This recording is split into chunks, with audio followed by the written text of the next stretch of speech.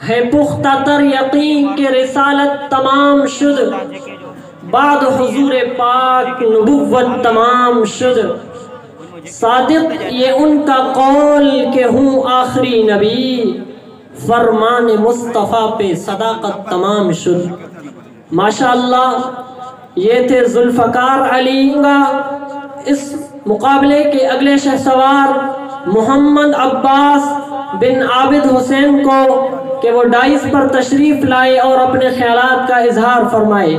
محمد عباس بن عابد حسین۔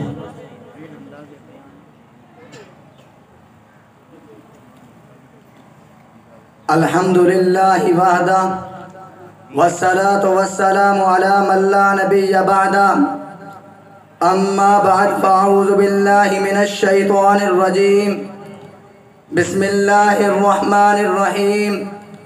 ما كان محمد ابا احد من رجالكم ولكن رسول الله وخاتم النبيين وكان الله بكل شيء عليما۔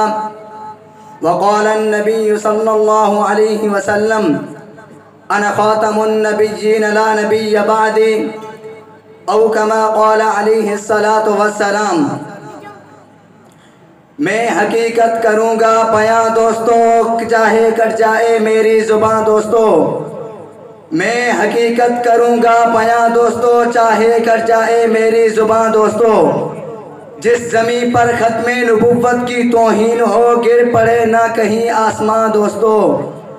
جس زمین پر ختم نبوت کی توہین ہو، گر پڑے نہ کہیں آسمان دوستو۔ اور اپنی منزل دھن میں رہے گا رواں، بخاری کا ہے یہ کارواں دوستو۔ انتہائی قابل قدر علماء کرام، طلباء اعظام، میرے ہم سفر ہم مشن ہم سفر ساتھیوں، گراں قدر مہمان گرامی، آج میں آپ حضرات کے سامنے اس بابرکت محفل میں جس موضوع کا انتخاب کر کے حاضر ہوا ہوں وہ ہے عقیدہ ختم نبوت۔ سامعین محترم، عقیدہ ختم نبوت ایک مسلمان کی پہچان ہے۔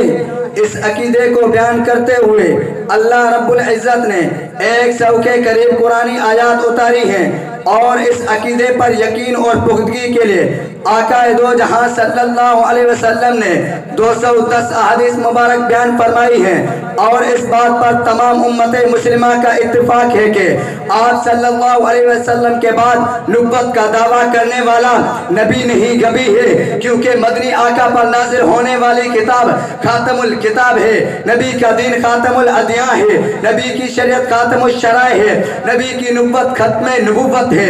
چنانچہ امام الانبیاء صلی اللہ علیہ وسلم کی آمد و باسادت کے بعد نبوت کا سلسلہ ہمیشہ کے لیے بند ہو گیا ہے، لیکن آدھائی رسالت سے لے کر آج تک بدبختوں نے نبوت کی دعویٰ کی۔ کبھی مسلم کذاب نے نبوت کا دعویٰ کیا، تو کبھی اسود انسی نے گنبد خضرا کی طرف میلی نظروں سے دیکھا، تو کبھی منصور اجری نے تاج نبوت کی طرف میلی نظروں سے دیکھا، تو کبھی منصور اجری نے تاج نبوت کو نوچنے کی کوشش کی، تو کبھی غلام احمد نے خود کو وحی جبریل کا مستحق سمجھ بیٹھا، تو کبھی یوسف کذاب نے ہادی و مہدی ہونے کا دعویٰ کیا۔ لیکن مسلمانوں، جب بھی کسی ڈاکو نے تاج نبوت کی طرف میلی نظروں سے دیکھا تو غیور مسلمانوں کی تلواریں نام سے نکل آئیں، اور انہوں نے اس جہنمی کتے کو اس کے انجام تک پہنچاتے ہوئے یہ اعلان کر دیا، جو ختم نبوت کا دفتر نہیں ہے، لا وہ جنت کا سزاوار نہیں ہے، جو چپ رہے منکر اسلام کی توہین سے، بے شرم ہے، بزدل ہے، وہ خوددار نہیں ہے۔ سامعین محترم، اللہ تعالیٰ قرآن میں فرماتے ہیں ما کان محمد ابا احد من رجالکم ولکن رسول اللہ وخاتم النبیین، کہ محمد صلی اللہ علیہ وسلم آپ مردوں میں سے کسی کے باپ نہیں ہو، لیکن اللہ کے رسول اور خاتم النبیین ہو۔ اس آیت کے اندر اللہ رب العزت نے تمام جھوٹے مدعیان نبوت جیسے مرزا غلام احمد قادیانی کے تمام جھوٹے دعووں کو خاک میں ملیا میٹ کر دیا، مگر مرزے کے چہرے چاٹوں نے خاتم کی ایسی معنی گھڑی کہ ابلیس بھی شرم کے مارے منہ چھپائے۔ یہ قادیانی معرفین قرآن ہے، ان لوگوں نے یہود و نصارہ کے ریکارڈ تحریک کے اندر توڑ دیے۔ چنانچہ مرزائی اپنی کتاب حقیقت الوحی صفحہ نمبر 97 میں لکھتا ہے خاتم معنی مہر، آیت کا مطلب یہ ہے کہ آپ صلی اللہ علیہ وسلم تمام انبیاء کے مہر ہیں، یعنی جس پر آپ صلی اللہ علیہ وسلم مہر لگاتے تو وہ نبی بن جاتا ہے۔ لہذا مرزا غلام احمد پر مہر نبوت لگی ہے تو وہ نبی ہے۔ سامعین محترم، یہ مرزے کی تحریر دجال اور فریب ہے۔ میں کہتا ہوں کہ مرزا، اگر آپ صلی اللہ علیہ وسلم کی مہر سے تجھ جیسے کذاب اور دجال نبی بن گئے تو اس مہر سے خلیفہ اول حضرت ابوبکر صدیق نبی کیوں نہ بنے؟ خلیفہ دوم حضرت عمر فاروق نبی کیوں نہ بنے؟ عثمان و علی اشراف مشرف سے کوئی نبی نہیں بنا تو 1400 سال کے بعد وہ مہر لگی تو قادیان کا دجال اعظم کذاب زمانہ مرزا غلام احمد نبی بنا۔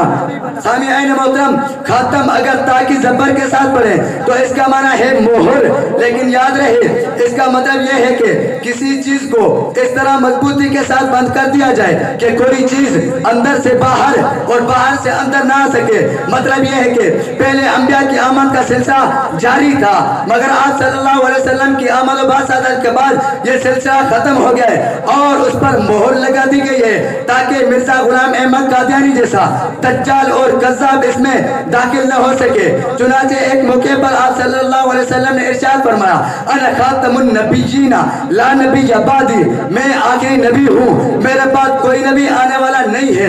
دوسرے مقام پر فرمایا، ان الرسالۃ والنبوۃ قد انقطعت فلا رسول بعدی ولا نبی، یعنی رسالت اور نبوت ختم ہو گئی ہے، اب میرے بعد کوئی نیا نبی اور رسول نہیں آئے گا۔ سامعین محترم، اللہ کا فضل ہے، میں کہتا ہوں اللہ کا فضل ہے جو اللہ نے ہمیں علماء دیے ہیں۔ میں قربان جاؤں کیسے کیسے علماء گزرے ہیں، ہزاروں صفحات کا نچوڑ، ہزاروں کتابوں کا نچوڑ، بڑا پیارا جملہ جو دل کی تختیوں پر لکھنے کے قابل ہے۔ قاسم نانوتوی رحمۃ اللہ علیہ اپنی مایہ ناز کتاب آب حیات میں لکھتے ہیں، اگر کوئی شخص یہ کہے میں حضور کو مانتا ہوں، حضور کو افضل البشر مانتا ہوں، افضل الانبیاء مانتا ہوں، سب سے اولا مانتا ہوں، سب سے اعلیٰ مانتا ہوں، امام الانبیاء بھی مانتا ہوں، لیکن آخری نہیں مانتا، یہ بھی کافر ہے۔ اگر کوئی شخص یہ کہے میں حضور کو آخری مانتا ہوں لیکن اول نہیں مانتا، افضل الانبیاء نہیں مانتا، امام الانبیاء نہیں مانتا، تب بھی یہ شخص کافر ہے، تب بھی یہ شخص کافر ہے۔ اللہ اکبر۔ کوئی طالب علم اٹھ کے سوال کر سکتا ہے کہ میرے بھائی آپ نے دعویٰ کیا کہ آخر میں آنا اعلیٰ ہونے کے لیے دلیل ہے، کوئی طالب علم آخر میں آئے اس کا مطلب یہ تو نہیں ہوگا وہ نسب سے اعلیٰ ہے، نہیں، بلکہ میں کہوں گا تو باب نبوت کو سمجھا نہیں ہے۔ باب نبوت میں قاعدہ یہ ہے، ما ننسخ من آیت او ننسها نأتی بخیر منها او مثلها۔ اللہ اکبر۔ جو ہم آیت نسخ کرتے ہیں، جو بات نسخ کرتے ہیں، قاعدہ یہ ہے پہلی شریعت ختم ہوتی ہے دوسری شریعت ناسخ ہوتی ہے، پہلی شریعت کے لیے دوسری شریعت ناسخ ہوتی ہے، تو یہ نسخ کے قاعدے ہیں اور یہ تمام عالم جانتا ہے، ساری دنیا جانتی ہے کہ حضور کی شریعت کے برابر کوئی شریعت نہیں، حضور کی شریعت کے برابر آج تک نہ کوئی شریعت گزری ہے نہ کوئی سنت گزری ہے، کیونکہ ہر نبی کو نبوت پیغمبر کے وسیلے سے ملی۔ حضرت آدم علیہ السلام کو نبوت پیغمبر کے بدولت سے ملی، حضرت نوح علیہ السلام کو نبوت آمنہ کے لال کے طفیل سے ملی، حضرت ابراہیم علیہ السلام کو نبوت پیغمبر کے وسیلے سے ملی، حضرت موسیٰ علیہ السلام کو نبوت پیغمبر کے بدولت ملی، حضرت عیسیٰ علیہ السلام کو نبوت پیغمبر کے صدقے سے ملی۔ وَإِذْ أَخَذَ اللَّهُ مِيثَاقَ النَّبِيِّينَ، حضرت آدم علیہ السلام کو نبوت عطا کرنے سے پہلے حضرت آدم علیہ السلام سے ایک عہد لیا گیا، حضرت نوح علیہ السلام کو نبوت عطا کرنے سے پہلے حضرت نوح علیہ السلام سے عہد لیا گیا، حضرت ابراہیم علیہ السلام کو نبوت عطا کرنے سے پہلے حضرت ابراہیم علیہ السلام سے ایک وعدہ لیا گیا، حضرت موسیٰ علیہ السلام کو نبوت عطا کرنے سے پہلے حضرت موسیٰ علیہ السلام سے ایک میثاق لیا گیا، حضرت عیسیٰ علیہ السلام کو نبوت عطا کرنے سے پہلے حضرت عیسیٰ علیہ السلام سے ایک عہد اور ایک میثاق لیا گیا۔ وہ عہد وہ میثاق کیا تھا؟ وہ عہد وہ وعدہ وہ میثاق کیا تھا؟ وہ یہ تھا کہ اے آدم، اے نوح، اے ابراہیم، اے موسیٰ، اے عیسیٰ، اگر تمہاری نبوت کے دور میں میرا لاڈلا پیغمبر، میرا آخری پیغمبر، میرا پیارا پیغمبر آ جائے تو تم اس پر ایمان لاؤ گے اور کیا تم اس کی مدد کرو گے؟ سب نبیوں نے کہا جی ہاں یا اللہ، ہم اس پر ایمان بھی لائیں گے اور اس کی مدد بھی کریں گے۔ تب تمام انبیاء کو نبوت ملی۔ ایک میثاق میں حضرت آدم علیہ السلام سے لے کر حضرت عیسیٰ علیہ السلام تک نبی تھے، جب مرزا تھا نہیں تو پھر نبی کیوں؟ اب ان دلائل اور براہین کے بعد اب اگر کوئی نبوت کا دعویٰ کرے تو میں اس کے لیے یہ کہوں گا، اب جس کے جی میں آئے پائے روشنی، ہم نے تو دیا جلا کے سرعام رکھ دیا ہے۔ میں آخری اس شعر سے اپنی تقریر کو پوری کروں گا۔